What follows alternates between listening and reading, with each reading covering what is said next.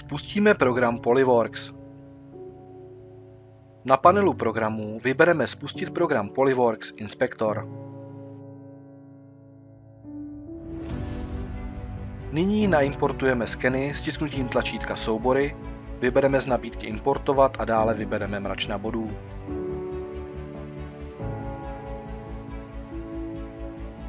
První sken se nám nyní importuje do programu.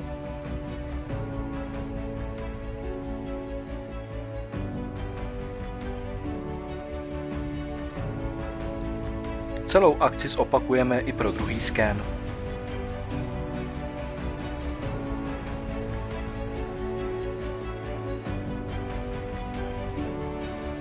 Zde nám program dal již na výběr pozici pro importování.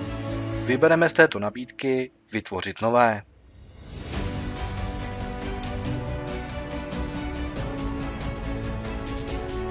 Skeny jsou nyní připraveny ke spojení. Na hlavním panelu programu stiskneme ikonu Zarovnání. Zde z nabídky vybereme nejlepší proložení dat pro datové objekty. V nabídce vybereme ty skeny, které chceme nyní spojit.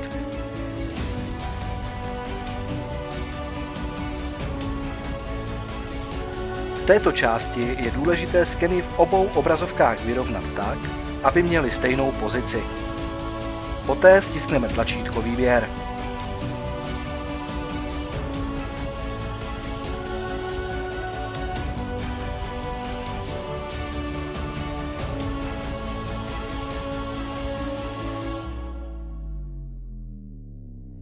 Nyní na modelech vybereme pro oba skeny na stejných plochách stejné body. Nejméně 3, my však vybereme 4.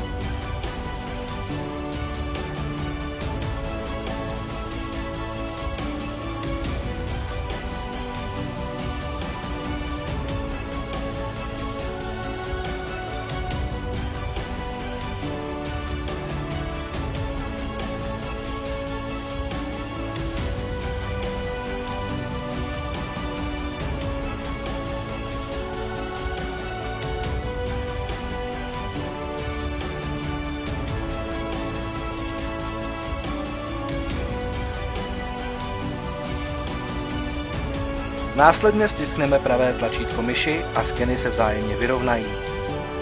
Takto spojené skeny se již můžou polygonizovat a jsou připraveny pro další práci v 3D prostředí.